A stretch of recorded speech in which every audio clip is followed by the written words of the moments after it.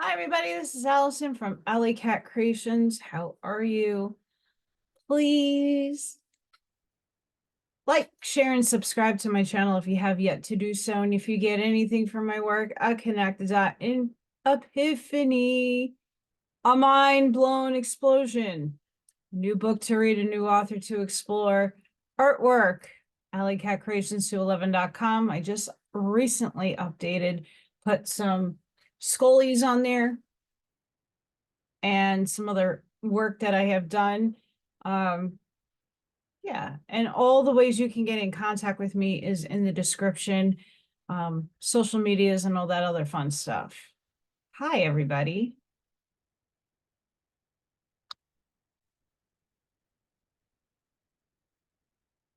My good old friend, Friedrich Nietzsche.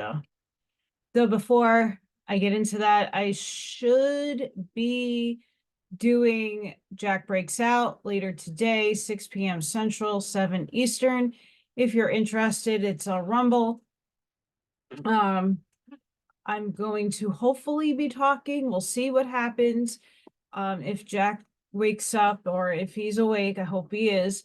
Some information on Lincoln. I've been listening to a lot of channelings and a lot of different things that Spirit's been putting, my higher self, Spirit, has been putting in front of me to better help understand what I am. And I hope to help better understand the circumstances in which a lot of us volunteered to be in.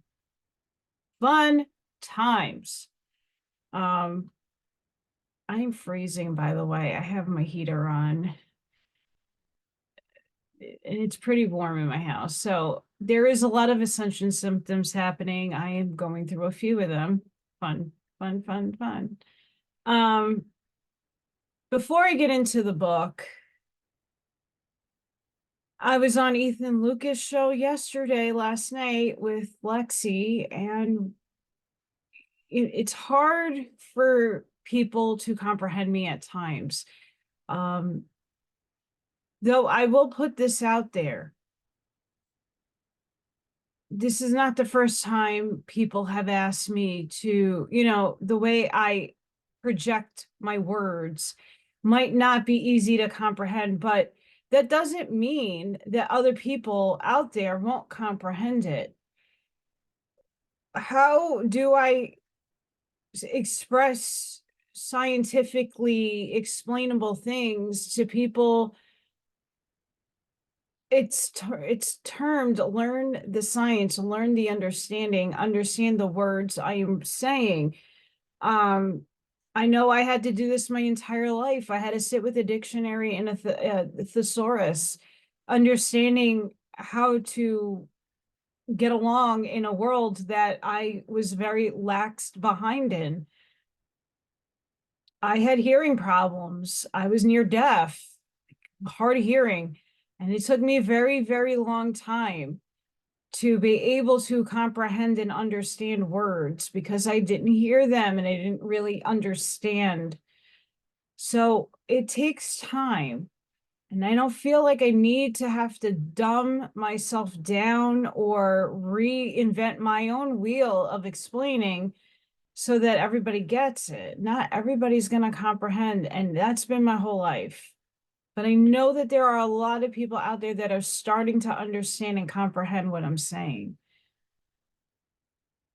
And that's not a swivel sideways to anybody who's mentioned that to me. We want a lot of people to understand, but I think at some point we need to expand our thinking and our wisdom and our understanding. And that's expanding our consciousness and awareness.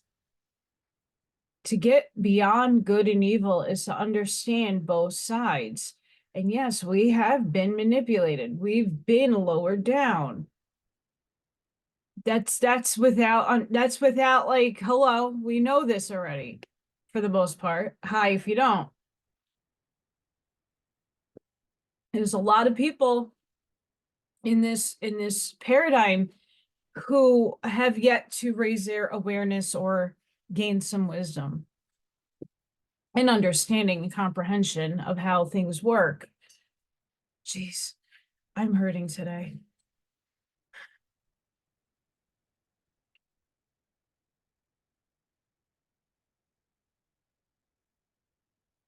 Once you really embody and come into the awareness that you are one with it all, everything, you're made up of the same substances and atoms and protons and photons and neutrons and quarks and oscillate and vibrate and frequent your own code.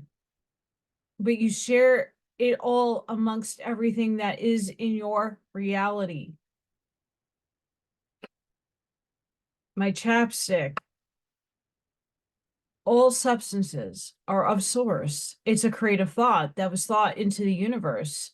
Hence, it was created by us, but source put that creative thought and expression in somebody who made lip gloss.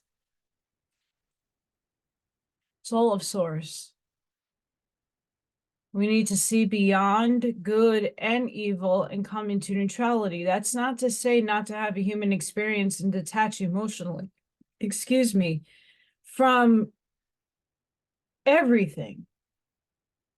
It's distinguishing what to give your energy to. I love a lot, and I love very deeply, and I'm very loyal with my love. And I express it maybe not in the best ways, but that's a learning curve that I am overcoming. But we die alone. We go on that journey of moving forward and ascending on our own. You can't take something with you. Even if something dies with you, they're not experiencing that death with you. They're experiencing their own, and they're moving forward, and they're moving up there. And once you get to wherever the reality that you choose next, you're fractalized. So you're always going to meet someone's light again. It's not ever an impossibility, because guess what? You're all one. It's up to our human consciousness to stop labeling and subsecting all of humanity into different subsections of life, by race, by color, by gender, by this, by that. We put that there. It's our time to rewrite the story, and it's all his story. All of it. We gave the stories. We all collectively wrote as its all experience.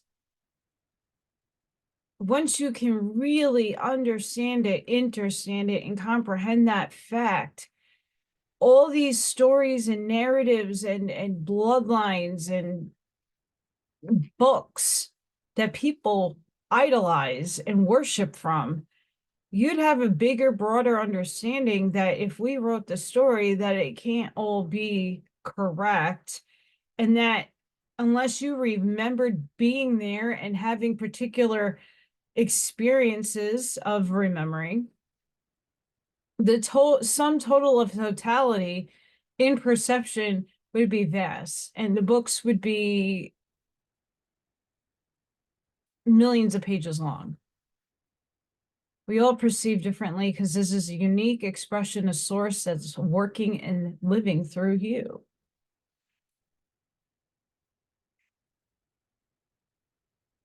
This isn't easy. It took me a very long time to really understand it. I understood the concepts. I walked amongst the understanding, but I wasn't walking in it and winning with it and experiencing it as its full capacity in this reality that we can experience. I understood, but I didn't embody it. Now I'm embodying it, and life is starting to change. I'm upgrading, as so is so many of you. Are you taking care of your body? We're purging. There's a lot that's going to happen to our physical vehicles that is going to feel like shit. I know I woke up the back shoulder blade is killing me. I'm freezing today, and it's not that cold out today. It's pretty nice out. I'm going through the ascension symptoms. I'm purging. My circuitry in my body is being upgraded, and so are many of you. Take the time to go in with yourself. Ask your questions, the hard ones, the ones that we don't like to, ask. Because there's fear there for what you may uncover. Who cares? Stop caring. Stop making it personal.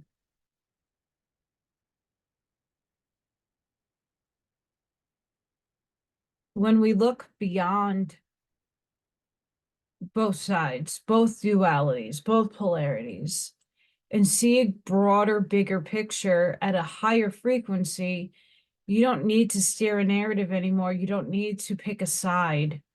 Yeah, you do need to pick a service to others or a service to yourself. Are you serving humanity in what you do? Are you only thinking about yourself and your selfish needs?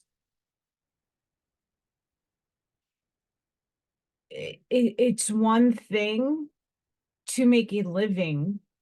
It's one thing to steal from people, and it's another that's all you're focused on is clicks, likes, and all this other nonsense that gain people notoriety and millions of people.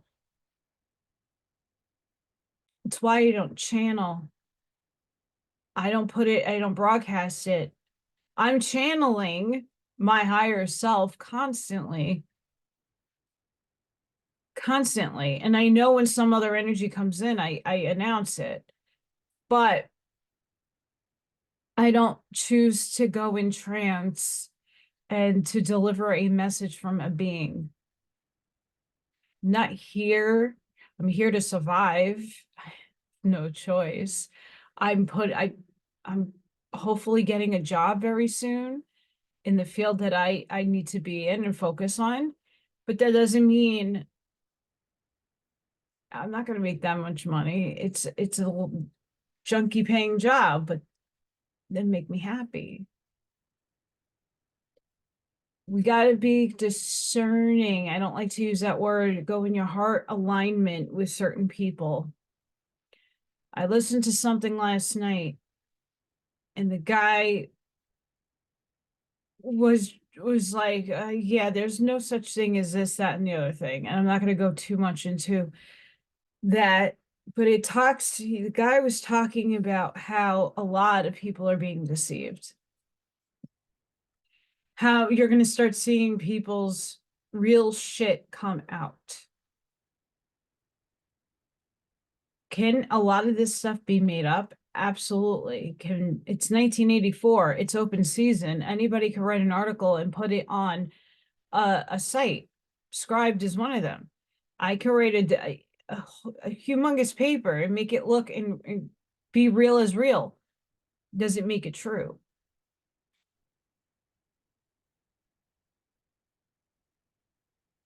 Truth is at a frequency of your awareness. Where's your awareness? It's very interesting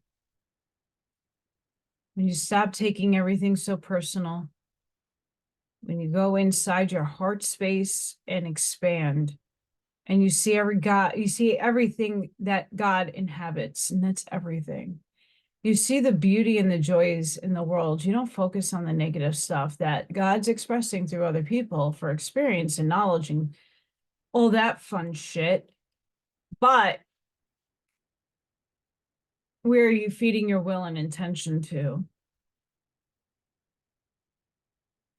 A lot of people are still very focused on letting others dictate to them what to think and how to feel. I go to certain people for medium readings and readings on my higher self. Timelines shift. I've noticed that every time I go into the medium, he's like, oh, you shifted your timeline. That's why what I told you 6 months ago isn't coming to fruition anymore, because you shifted again and again and again.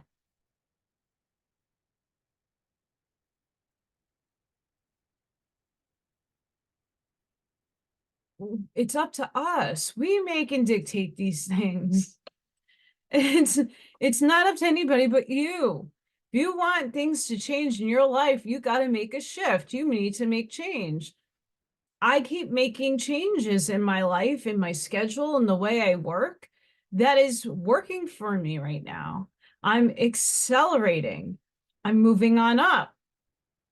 My highest timelines, and there's no end to the highest in all being timeline. It always merges as you keep shifting your awareness and shifting your vibratory state. When you're sitting and blaming and pointing fingers and you think you're awake and you're only awake to where your awareness is. People make this statement like, I'm awake and I know all. Like, no, you don't. I don't even know all. And I won't, no one will ever know the totality of what all is. Stop fooling yourself. But to sit and think that you're awake, you might be awake to certain topics and subjects that you have more of an awareness of the evil stuff behind the scenes. Sure. That doesn't make you fully consciously aware and awake to a greater picture. And nobody's going to know that full picture until later on. This is tough stuff. And we got to watch our wording. I know I spoke with Ethan last night, and he's like, not everybody's going to comprehend the multi-dimensionality stuff and the dimensions and densities. That's okay, but there are people who are understanding and have the awareness that what I'm saying is going to reach their ears. We got to stop lowering our intellects in the topics that we are very passionate about and know a lot about, because not everybody's going to understand. You know what happens when I don't understand somebody? I go and do more research on the topic that I'm interested in. When I started with the Law of One and Ashyanadine and a lot of the existential philosophy I was reading, I didn't really grasp many concepts. I didn't grasp the thing in itself. That's a big thing in existential metaphysical philosophy. The thing in itself. Like, what the fuck is a thing in itself? The will to power. Like, what does that actually equate to? And what does that look like? Right. But I did more reading and more discovery on those things. And then it started making sense to me. I don't grab things right away and understand them. It takes me forever to sit and think about certain concepts and things. And I'm asking a lot of you, if you are, I know a lot of people are starting to find me and watch me. Just give yourself grace that if you don't quite get it, it's okay. Listening to the information at some point in time will be seated within you. It already has. It's about coming into its awareness. And when divine timing comes in, for you to really embody it. That's the point. I thousands of hours I've listened to Brian Scott. I've listened to other people talk on Friedrich Nietzsche and a lot of the philosophers that I read and a lot of this metaphysical work that I read. So I took metaphysics in college. I can show you my transcript. I got a C in that class. I didn't understand it. I took it understanding the basic principles, but it wasn't until later on in my life that all of that I learned in college started really, really hitting me like a brick in my brain. It's like a pinball machine. It's like it's doing the same cycle until you hit it on the right angle and ding, ding, ding, ding, ding. All the shit lights up and you finally get it. So give yourself compassion and give yourself grace. Not everything I understand. It takes me forever to understand things. But once I have a grasp on it and once I unlayer it all, I've done a lot of the work. there's no free passes. And everybody's an expert, or everybody is interested in different things. So it's up to us collectively to be each other's teachers and to share the wisdom that you have in your experiences, because they're only going to be unique to you. But the principle about beyond good and evil is to see both sides, that you are both sides, that you are source, that's one of the most fundamental things that you need to embody moving forward in ascension and moving up consciously, knowing that you are source. And Christ consciousness is within you. It's not outside of you. Jeshua was a person, but he was a multidimensional fractal of a huger entity, connected like we all are to source. We keep putting people on podiums and we keep expecting people to do things for us when it's us that needs to do it for ourselves. Yes, prayer is very powerful. Direct it in the energy. What are you directing your energy at? We are super freaking powerful. I was listening to a Hatan channeling. He says the same things that I do. I just listened today, never really heard too much from Hatan. I read the Rainbow, the Phoenix Journals. I think Hatan is in there. But Hatan Hatan is one of the principles of Quo. Same shit that I say. You need to find the God within you. You stop believing in everything that's out on the outside. What is your heart singing? Connect your mind to your heart, because that is the most important thing. When you see that all is experience, you don't see good and evil the same anymore. That's very important for us to really adapt our thinking and understanding to. Things are changing, and the way you are seeing the world is going to start changing. And we need to get out of the old psychological paradigms of right and wrong, left and right, up and down, good and evil. Because we're going to move into another dimension with an extra complexity to it. Are you going to be able to handle another aspect of things in your purview? Only time will tell.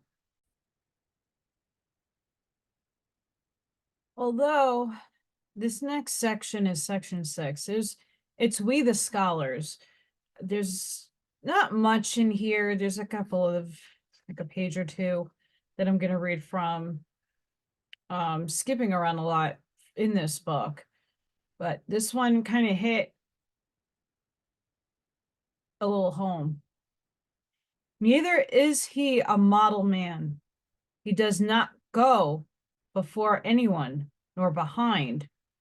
Altogether, he places himself too far apart to have any reason to take sides for good and evil. When confusing him for so long with the philosopher, with the Caesarian cultivator and cultural dynamo, one accorded him far too high honors and overlooked his most essential characteristics. He is an instrument, something of a slave, though certainly the most sublime type of slave, but in himself nothing. The objective man is an instrument, a precious, easily injured and clouded instrument for measuring, and as an arrangement of mirrors. An artistic triumph that deserves care and honor, but he is no goal, no conclusion and sunrise. No complementary man in whom the rest of existence is justified, no termination, and still less a beginning, a begetting, and a first cause. Nothing tough, powerful, self-reliant, that wants to be master. rather only a delicate, carefully dusted, fine mobile pot for forms that still has to wait for some content and substance in order to shape itself accordingly. For the most part, a man without substance and content, a selfless man, consequently also nothing for women, in parentheses.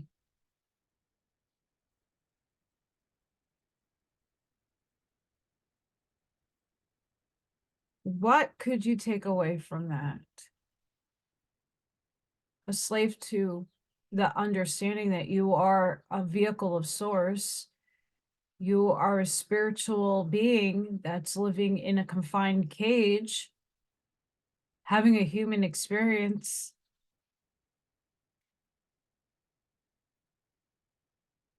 That you are forever and forever going through cycles in different schools and different matrices. Learning never ends, healing never ends. This is the truths that he's speaking about. When you can reach that level of understanding, it is monumentous. And it's not to say you're in servitude. A lot of us volunteered for this service that we are providing for humanity. It's an honor. It's not easy work. This is very difficult, and each and every one of us serves at a very similar purpose in that regard. Many of us came here to volunteer, to save humanity, to shift the frequency. That alone is not easy. But we, in our human experiences, are clouded.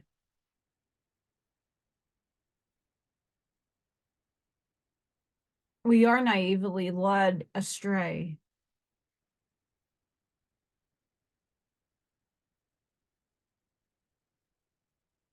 We are delicate. Life is very precious. This existence is very precious. In a very philosophic but eloquent way, he just describes everything that is.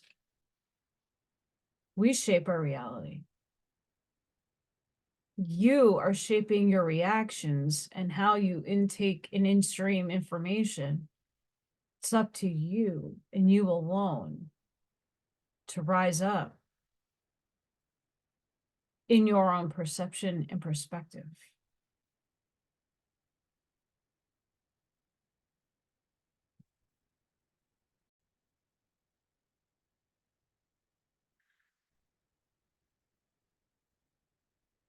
Yes and no, that goes against his morality. Conversely, he likes to treat his virtue to a feast of noble abstinence. Say, by repeating Montaigne's, "What do I know?" Or Socrates, "I know that I know nothing." Or here, "I don't trust myself. Here, no door is open to me." Or, "Even if one were open, why enter right away?" Or, "What use are all rash hypotheses? Entertaining no hypothesis at all might well be part of a good taste. Must you insist on immediately straightening what is crooked? On filing up every hole with oakum? Isn't there time? Doesn't time have time?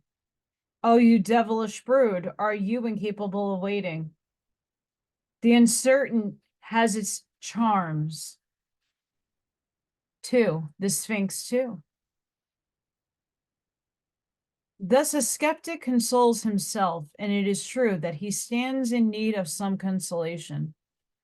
For skepticism is the most spiritual expression of a certain complex psychological condition that in ordinary language is called nervous exhaustion and sickliness.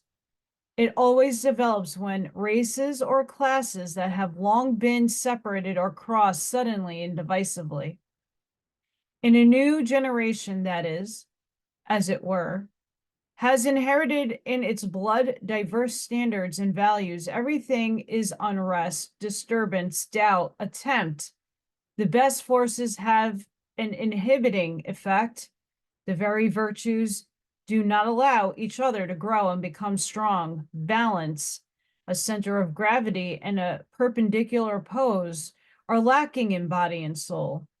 But what becomes sickest and degenerates most in such hybrids is the will. They no longer know independence of decisions and the intrepid sense of pleasure in willing. They doubt the freedom of the will, even in their dreams.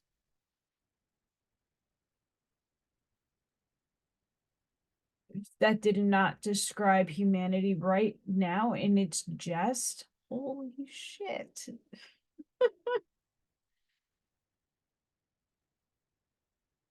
And the beautiful part about people who are skeptics, which is not a bad thing, we should be skeptical. We should question everything. That is the most important thing. But are you questioning yourself, your morals? We're about to change. What is moving forward and what is coming is something that is of a new, brand new paradox, brand new paradigm. It's a brand new way of thinking. It's unity consciousness is coming together. How can we all come together? Sorry, I have hair flying in my eyeball. How can we all come together when there's hate? You're not sure about other people because you were taught that they're evil, or a way of their personality and the way they come off is something you're averted to. We can't be in unity if you despise other people and you don't see the God within all things. Again, hi, God's on everything, and that includes the evil side. That includes bad. And your perception of evil and bad is different from other people's perceptions of what bad and good are. Everybody's level of moral attainment and what morality is all skewed. It's different. So who, and 211, there's the time. See, I see it all the time. It just randomly looked at the clock to see what time it was. All of us interpret different things, have different meanings. Love is one of the best examples of that. We're supposed to move when we're shifting into this density and shifting to see it and to feel it, to know it, to be it. You have to have the frequency of love.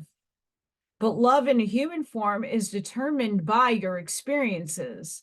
And a lot of people have been jaded. A lot of people have been hurt. A lot of things have been said to say as a cop-out, I love you, but do they really love you? Is that real love? Is that an expressed emotional state that they're having? Most likely not. They're just filling your head with fun.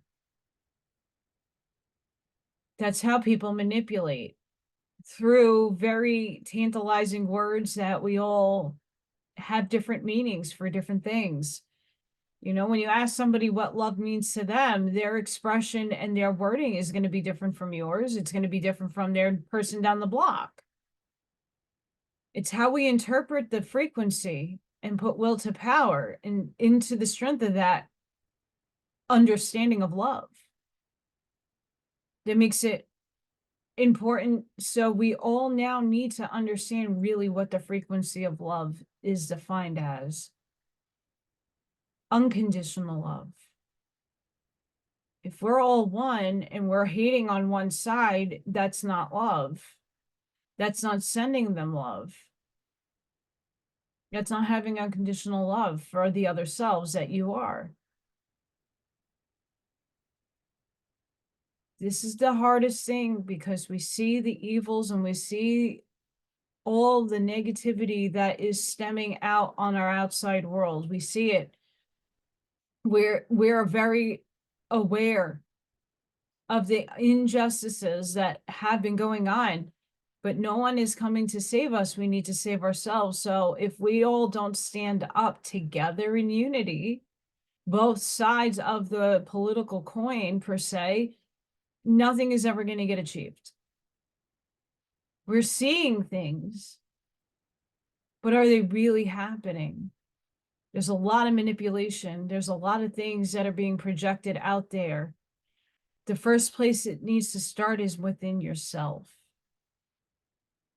Once you raise your frequency, once you find and discover the love, once you really embody that love, then you can move out and forge your life forward, because you're going to serve your purpose even stronger with that understanding.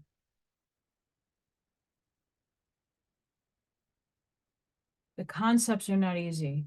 The embodiment is not easy. And this is the in-between portion of life, the ending of an old cycle into the new cycle. It doesn't happen in a snap, and it's going to take a lot of us collectively to shift everybody else. That's why more people are gravitating towards my words and my understanding and all the readings I have, all the books behind me. It's important. This is my path. You're going to follow your own, and it's going to be a beautiful one. And we're all here in different facets of society to aid others, to bring others along with us, to say, I got you. Step into your authority and your knowing and your embodiment. Embody this. We're not going to get anywhere waiting and waiting and waiting and waiting and waiting and waiting and waiting for things to kind of happen on the political agendas. Earth, Gaia, the consciousness therein of this planet is shifting. She is cleansing. These things that are happening are for cleansing purposes. They might outwardly seem like it's the evil side doing messed up shit. Yeah, it could very much well be that case, but it's still cleansing.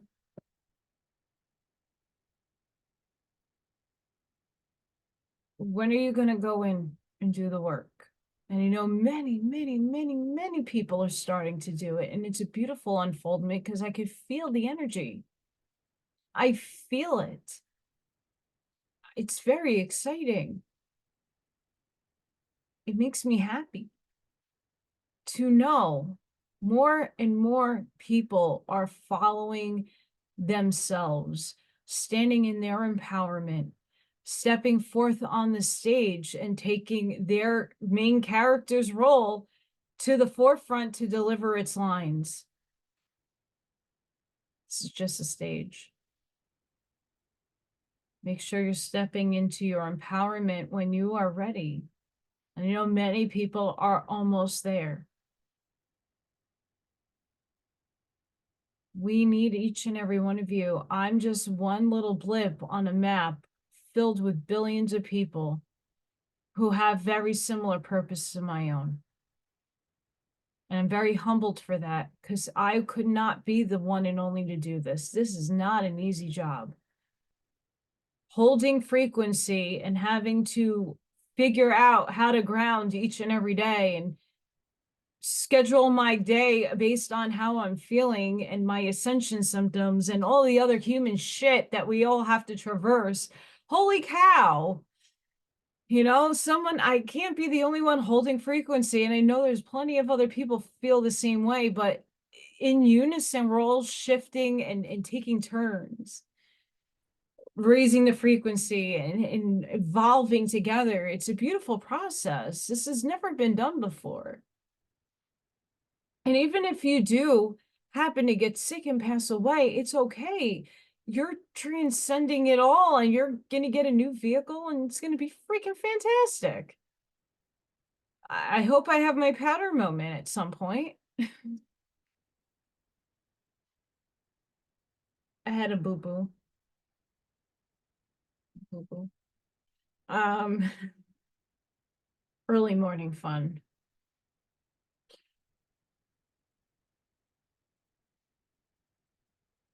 We need to step into that unity. We have to recognize that we're all unique, individuated speckles of source who are beautiful and wholesome, and we have a lot of work to do. Are you ready?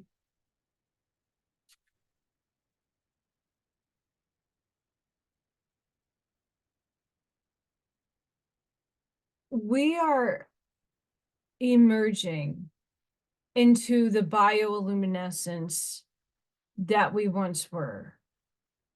As we go up in frequency, we become more illuminated.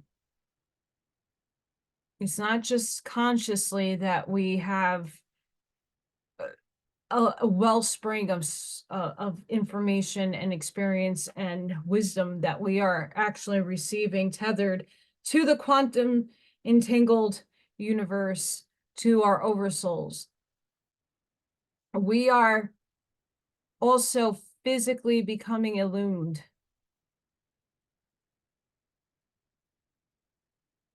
So in this process, it is going to take a while.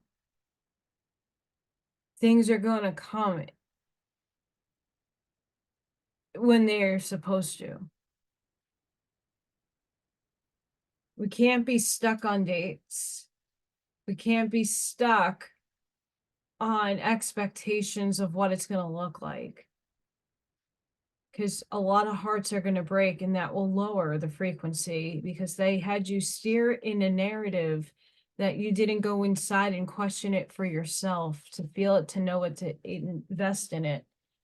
Not everybody's circumstances are great, and we all wish to have prosperity and abundance for everybody.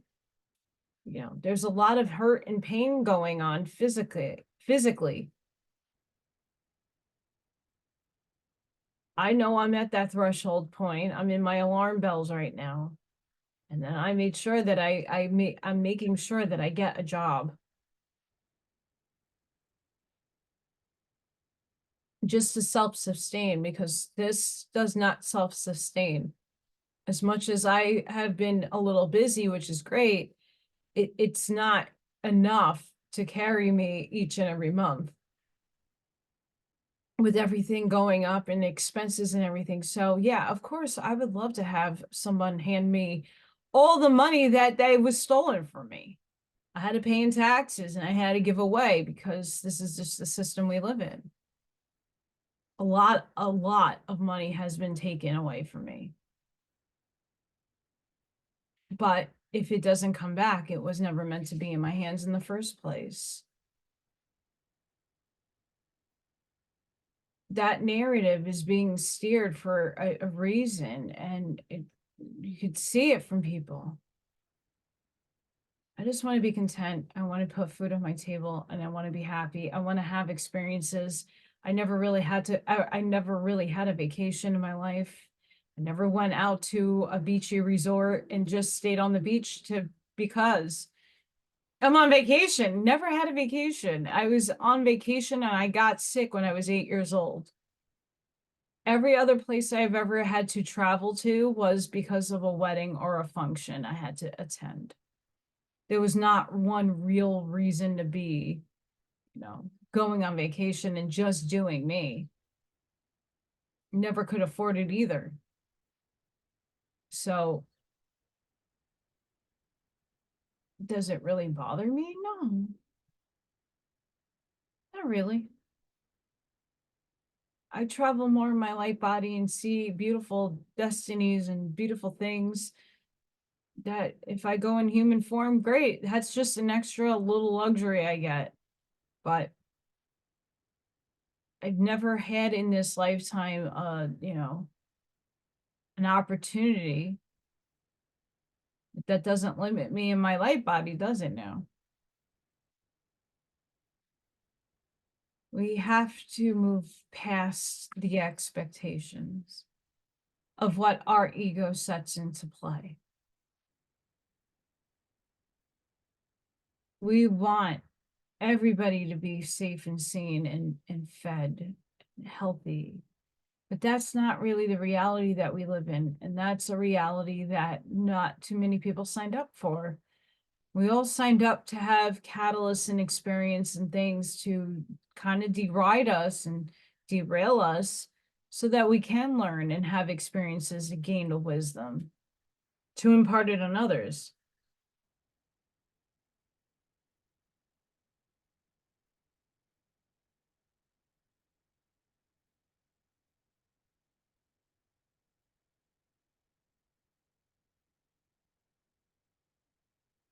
I put a thingy. Oh, here we go. I found it. Facing a world of modern ideas that would banish everybody into a corner and a specialty, a philosopher. If today there could be philosophers, would be compiled to find the greatness of man, the concept of greatness precisely in his range and multiplicity, in his wholeness, in manifoldness. He would even determine value and rank in accordance with how much and how many things one could bear and take upon himself, how far one can extend his responsibility. We're in that time. Today, the taste of time and the virtue of time weakens and thins down the will. Nothing is as timely as weakness of the will. In the philosopher's ideal, therefore, precisely strength of the will, hardness, and the capacity for long-range decisions must belong to the concept of greatness, with as much justification as the opposite doctrine and the ideal of a dumb, renunciatory, humble, and selfless humanity was suitable for an opposite age, one that suffered like the 16th century from its accumulated energy of will and from the most savage floods, tidal waves of selfishness. In the age of Socrates, among men of fatigued instincts, among the conservatives of ancient Athens who let themselves go toward happiness, as they said, toward pleasure, as they acted, and who all the while still mouthed the ancient pompous words to which their lives no longer gave them any right. Irony may have been required for greatness of soul, that the Socratic, sarcastic assurance of the old physician and plebeian, who cut ruthlessly into his own flesh as he did into the flesh and heart of the noble, with a look that said clearly, do not dissemble in front of me. Here we are equal. Today, conversely, when only the herd animal receives and dispenses honors in Europe, when equality of rights could all too easily be changed into equality in violating rights. I mean, into a common war on all that is rare, strange, privileged, the higher man, the higher soul, the higher duty, the higher responsibility, and the abundance of creative power and masterfulness. Today, the concept of greatness entails being noble, wanting to be by oneself, being able to be different, standing alone, and having to live independently.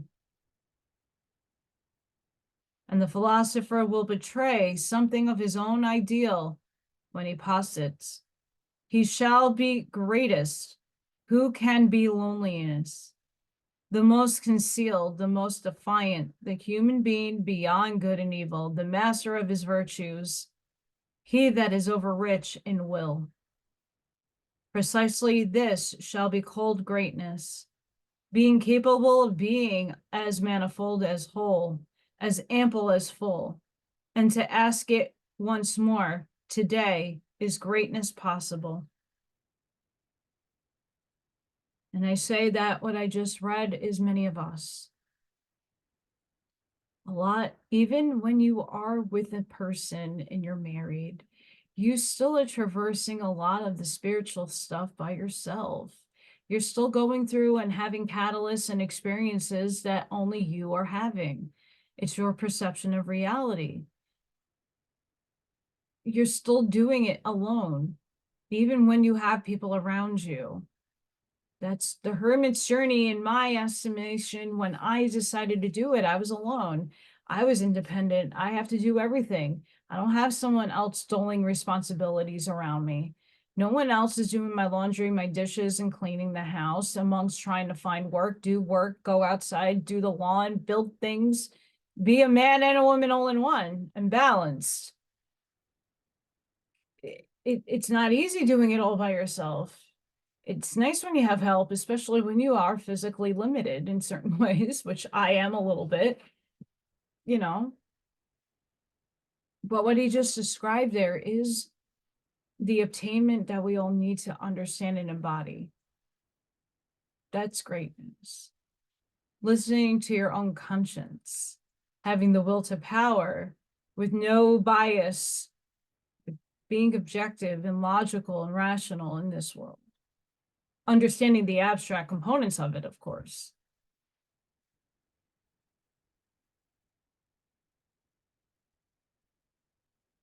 This is why this book, when I read it, blew my mind. And I hope it's helping a lot of you understand both sides of good and evil and the perception of a philosopher that was in a time that was crazy. Very crazy.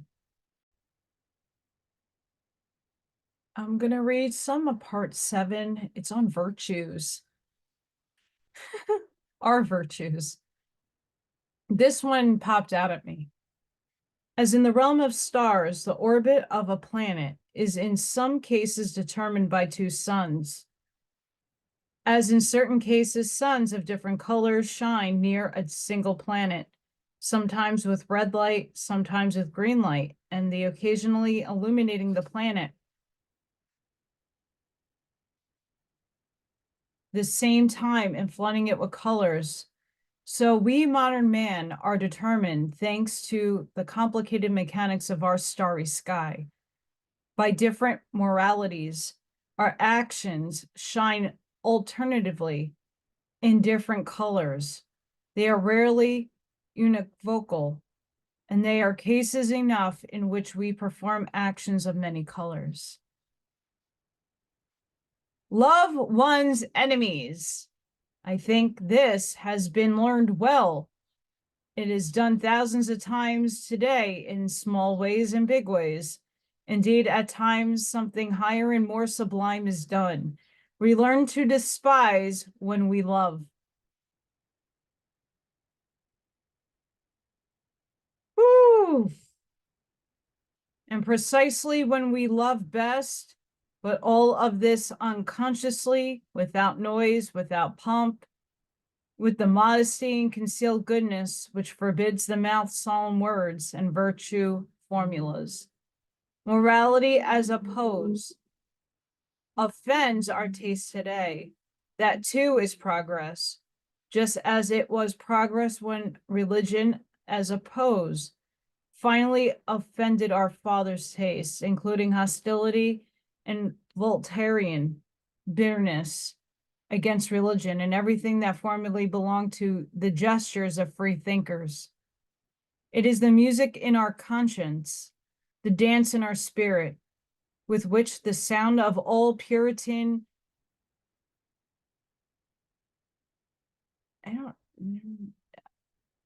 litanies, all moral homilies, and old-fashioned respectability won't go.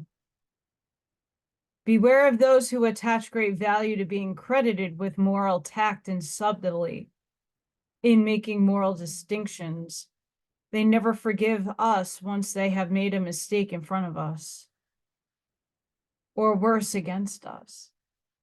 Inevitably, they become our instinctive salamanders and slanderers and detractors, even if they should still remain our friends.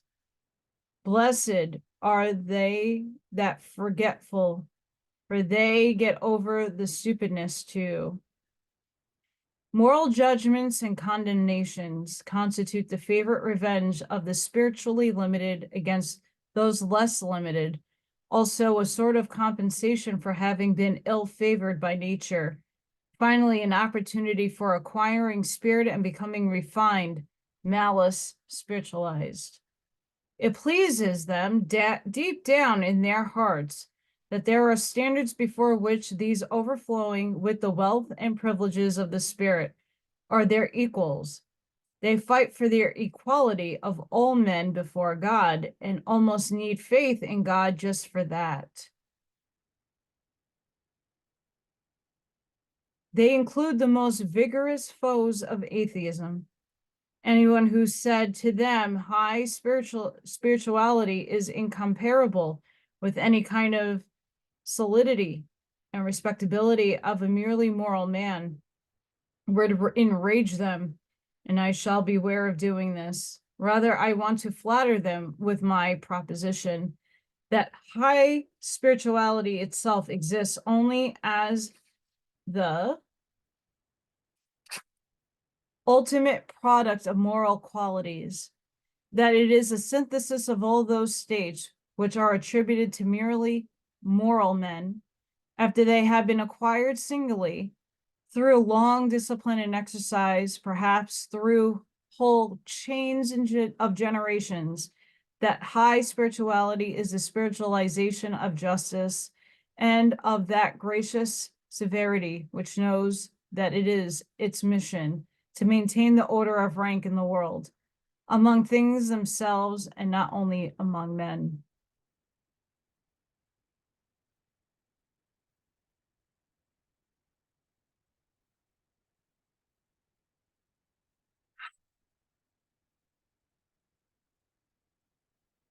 I'm going to leave it at this last one. It does not happen, said a moralistic pedant and dealer in trifles, that I honor and exalt a man free of self-interest, not because he is free of self-interest, but because he seems to me to be entitled to profit another human being as at his own expense. Enough. The question is always who he is and who the other person is. In a person, for example, who is called and made to command self-denial and modest self-effacement, would not be a virtue, but the waste of a virtue. Thus it seems to me. Every unegoistic morality that takes itself for unconditional and addresses itself to all does not only sin against taste, it is a provocation to sins of omission.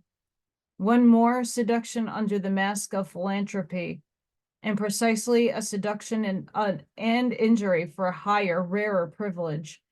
Moralities must be forced to bow first of all before the order of rank. Their presumption must be brought home to their conscience until they finally reach agreement that it is immoral to say what is right for one is fair for the other. Thus, my moralistic pedant, does he deserve to be laughed at for this abolishing moralities to become moral? But one should not be too right if one wants to have those who laugh at one's own side. A grain of wrong actually belongs to a good taste. It's a weird one. I could say that. I'm going to leave it there.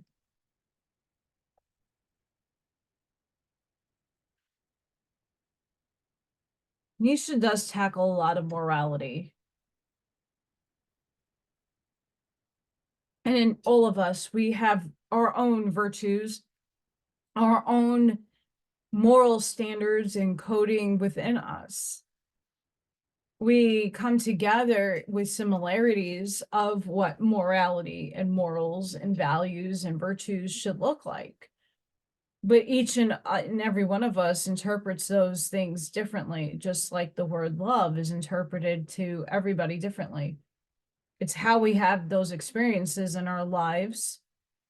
But if we're merging and changing into a new consciousness, and things are going to expand in its definition, and its expansion will be what we all make it to be, we really need to sit and do some inner work in order to get that basic understanding correct, that all of us are on the same page, what that love, what that moral, what that virtue will look like.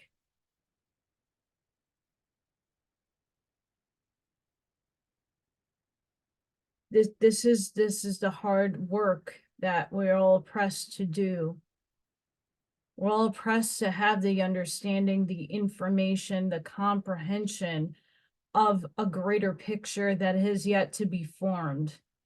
It's taking the leap of faith that if we all in unison work together on a subconscious level, redefining and going through the healing process. Once you go through the healing process and understanding your inner child, understanding the lack that you had as a child, some people like myself never really had affection. I never had people that gave me hugs and gave me kisses on my cheek. I didn't have affection. I didn't have much physical contact with too many people in my life. And I saw the results of that in my later adulthood. It's not pretty. Once I understood those complexities of my experience, I was able to go and heal those experiences and come to the understanding of why I had those experiences. Why did I not have that kind of affection given and shown to me? What can I learn from this experience? How can I understand a deeper level of love that wasn't really physically expressed by my parents and other family members? And not to say, inappropriateness, but hugs, embracing, really feeling somebody hug you because they really want to hug you and have an energy exchange, not to just go, yeah, whatever, feel better. Right? Like there's so many complications in all of this. And people are, if they're sincere, you're really going to feel the energy. You're really going to feel their love. You're going to feel that hug. You're going to feel it here. That's the most important aspect, is feeling it here. No one's perfect. No one's expressing love the same way either. It's coming together and understanding the components of the definition of what love is. How to walk in your authenticity. To walk in your authenticity, you're doing you all the time. I do me all the time unabated. I walk my life as I walk. I don't allow other people to influence me. I don't walk around and take everybody's crap on either. I used to. A lot of empaths have that problem. I take everybody's energy on and then I make it my own, which is not good. I had a lot of healing to do, and it took many, many, many years. Give yourself compassion and give yourself the grace to walk through the healing. And you have people that are in the awareness that understand how hard it is. So I'm always here to reach out to. Once I get a job, I will be a little slower to get back to people, but I try to get back with as many people as possible. We all have to start focusing on moving forward.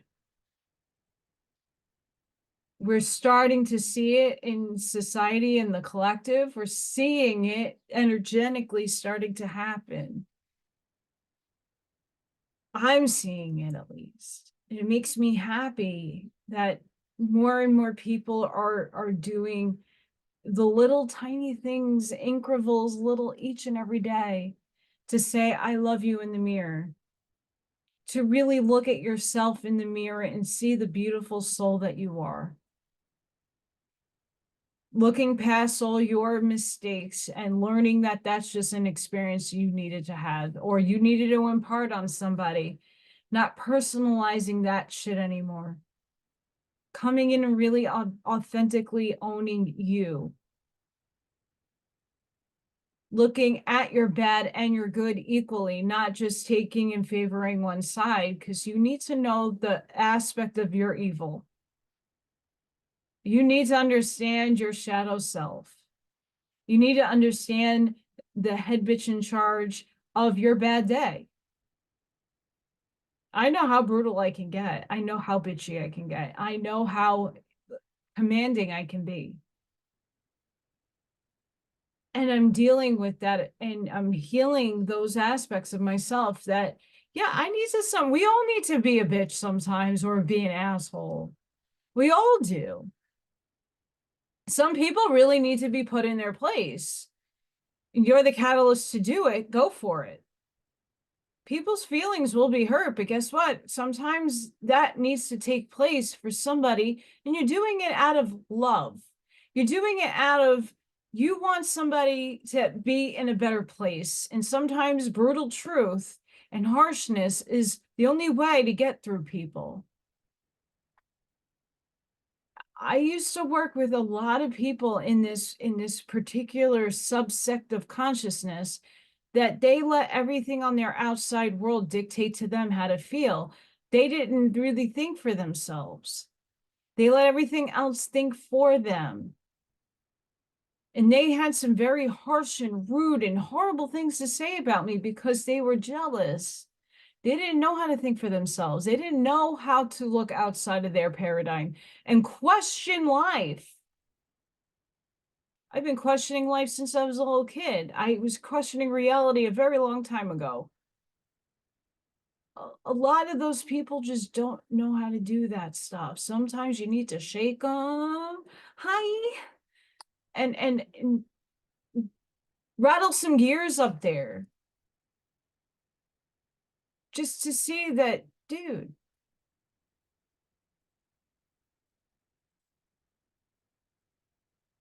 here's a proof I didn't kill you. I never got it. And I use that as a big example because that's something everybody can relate to in the world. Everybody can. I never got that illness. Never got that, lost it all, rebuilt my life, and here I am. And I could tell those people, if they ever see me again, I never was out to kill you. Why did you listen to the television? I'm still here. I never got it. So what does that show you? That your assumption that you listened to was wrong. What you listened to and what you were in fear of, you did it out of fear. I chose life. I chose my love. I chose to impart my love on all of them. At the end of the day, it's what their awareness level is at. And I knew that it was time. And that they're still in that stuck place. Sadly, some of them have evolved. But we got to give those people compassion because they're brainwashed and programmed. They're still a part of us. They're the resistance of learning that we need to have. And we need to focus on neutrality and pushing forward in a new world with new consciousness that is still being formed. That's why I make these videos, because I think it's very important that we really start grasping the infinitude that we are, how important our thoughts are, how important we all are collectively together. We're a superpower. Not power to be over someone else or to dictate the world in a negative way. It's the power that we have that was stolen from us and taken from us that we need to remember and need to start embodying. It's very important. And when you see beyond good and evil, you'll have a clearer and more vast picture of what a lot of this reality is looking like. And then you can steer your emotional responses appropriately. Instead of being that person chasing a carrot on a stick or allowing the television to dictate to you how to feel and what to think. So I hope all of you have a fantastic Ishtar Easter celebration. Good Friday. Happy Saturday. Holy Jesus Sunday. He's laughing too. He just giggled in my mind. It was funny shit. Last thing. I know I'm trying to end. Holidays are meant, there was evil things behind the holidays, right? Okay, scrap that BS. What are holidays for you? For me, I didn't have many holidays growing up because my family was one religion and everybody else around me was another. So I saw the beautiful, magical feeling of the holidays, regardless of which one I celebrated. I celebrated a lot of the things that I never really even was in religiously. But it's a partaking in family time. It's partaking into being together. It's like a big excuse to see people, and a lot of people don't like other people, so they rather be by themselves.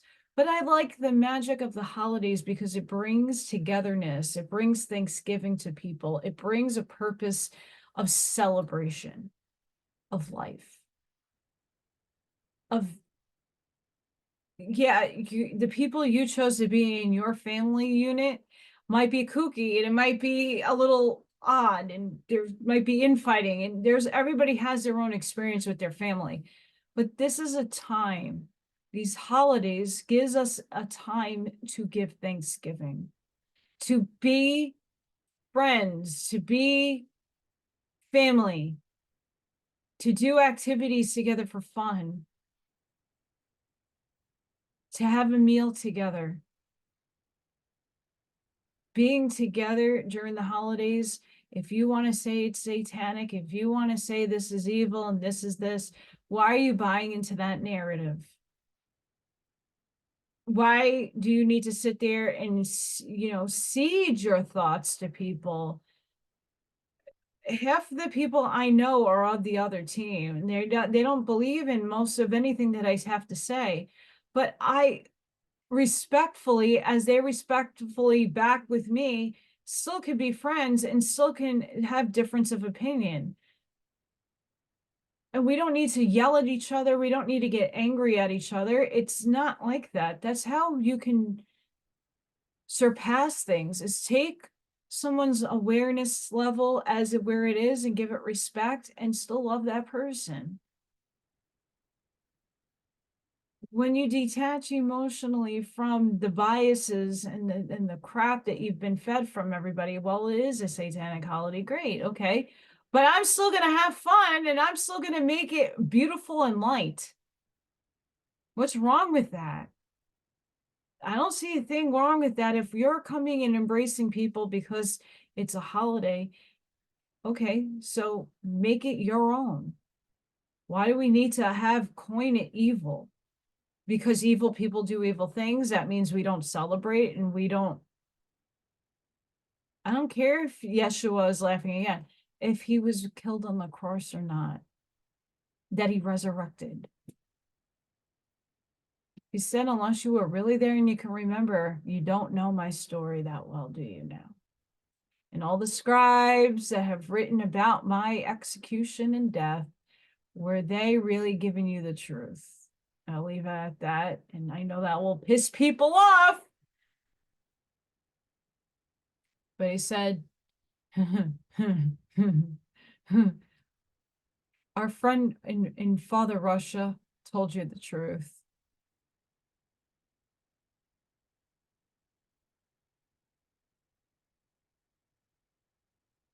He goes, it shouldn't matter what I am. I was a consciousness that came down to seed the law of one and to seed all of you a hope, to give you love, to teach. And there are many of us here doing the same thing. Stop looking at the differences and start unifying in togetherness and love. For you're all one. And I told you that you're just not reading it and interpreting the words that are in your book. He's being snippy today. I can tell you that much.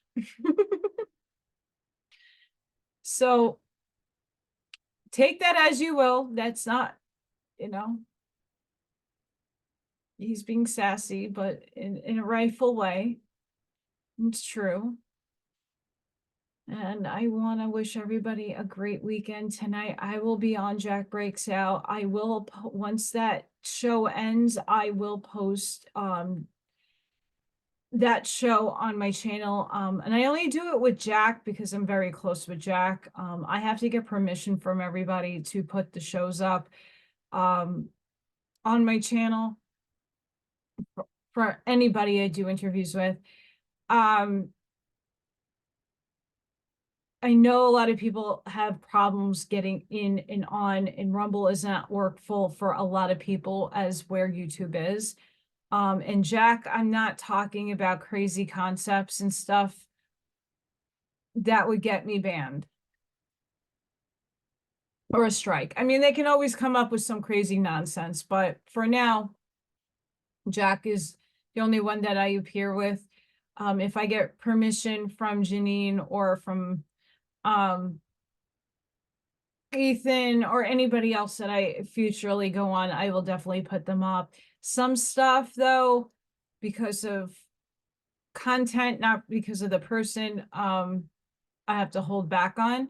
But I love everybody, and please go support the guys and the girls and all the lovely people that I am on and blessed to be on with, and thankful that I am, that I'm being invited on to shows.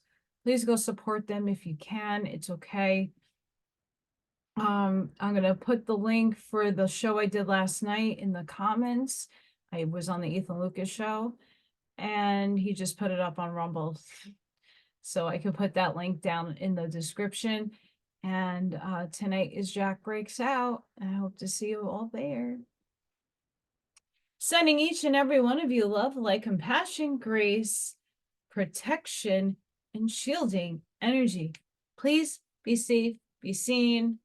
I love you all so very much, and very humbled and grateful to all of you for helping me, doing what you can to get the word out there. And I hope a lot of you start doing it for yourself. Till the next time, guys, you are also very much blessed and loved. And we'll see you in the next one.